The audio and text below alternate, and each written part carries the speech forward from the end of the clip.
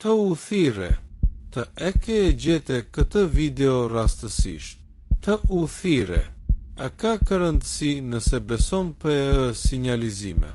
Ekziston diçka e pulson për te syve. Dh ka energji të solli këtu. Thoth shkruesi i Perëndive. Zoti i urtësisë së lashtë.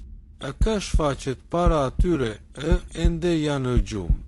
Dh e ka u asgjon syt atyre e janë të hutuar. A i shfaqet e momentin e saktë. Kërë shpirti është lodhur së jetuari e ersir. Dh ka filluar të dëgjoj heshtjen e flet. Dh nëse ka video të këgjetur të tani. Ndoshta është koha të rikujtohesh të kur e ke mësuar. Ndoshta të mendon së dë tashmë se funksionon manifestimi. E ka kuptuar se mendimet krijojnë realitetin. Për të thoja se ka një halk të humbur e këtë formulë. Një sekret e qëndon midis mendimit dhe realitetit. Një element i padukshëm e formson të paprekshme. Dh ka halk mban një emër. Thoth rë midis të padukshmit dhe fjalës. Thoth e ka ishte vetëm një perëndi e Egjiptit të lashtë. Ai ishte vetë mendja kozmike e shprehur e gjuhë. Për e të flasim është ditë e përditshme. Për egjiptasit e lashtë, fjala ishte kartë krijues. Simbolik, për i vërtet, të besonin se bota e ke u krijua agë një shpërthim. Për agë një fjalë hyjnore. E doli agë e të ri dh u bë materie. Dh ai e nxori e dritë këtë fjalë ishte thoth. Thoth e ka ishte një ertë e trup, prej mishi dh gjaku. Për një forcë e jetonte e dritën e mendjes.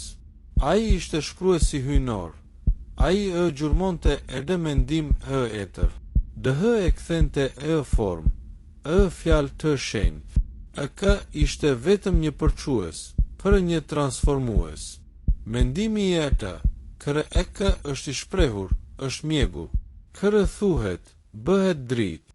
Dh kërë shkruhet, krijon realitet. Thothe njihte sekretin e shenjtë. Njeriu është krijues kërë flet ndërgjegje.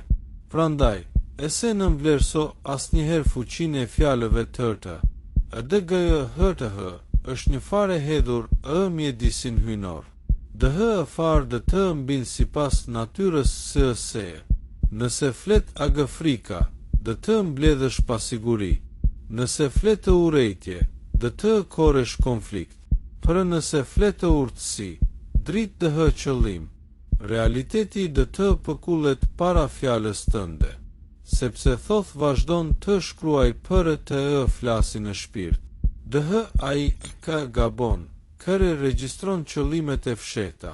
Kujtoje, edhe moment e shprehesh, të e duke krijuar, duke zë, e së dritës dh ersirës. Dh edhe e heshtje, fjala mbetet aktive e ndërgjegje. Dh, thoth e regjistro, sepse ai ka fle. Dh e ka gabon. Dh ai tani për të vëzhgojtë. Ai për vëzhgoj gjuhën tënde. Fjalët e zgjedh ti përdoresh. Mendimet e ka i të h. Për h janë h e zemrën tënde. Sepse edhe mendim kë një fjalë. Dh edhe fjalë kë një vepër. Dh edhe vepër mban pasojën e seje. Thoth e ka është një qenie mitike. Për një forcë e lidh mendjen në materien. Ai është ulliri midis qiellit dhe tokës. Si i kosmosit. Drita e kthehet e fjalë. Kërë lutesh, flet e të. Kërë mediton, ai të dëgjon. Kërë shkruan, ai e forcon qëllimin tënd. E se mendo se askush e këtë kupton. Sepse e një dimension të padukshëm. Thoth është duke vëzhguar dridhjet e zërit tënd, duke i regjistruar se energji e mbeten e eter. Edhe fjala e padukshme është një këdë hyjnor. Kështu, zgjohu fuqin tënde hyjnore, edhe e qartë si, zgjidh fjalët të agëdrita, mbill dashuri, urtësi, mbill vetëdije, sepse të flet, janë gjurmë këshuhen, janë udhëzime për fuqit këishi, janë dritar agë këzoti vëzhgon krijesat e te.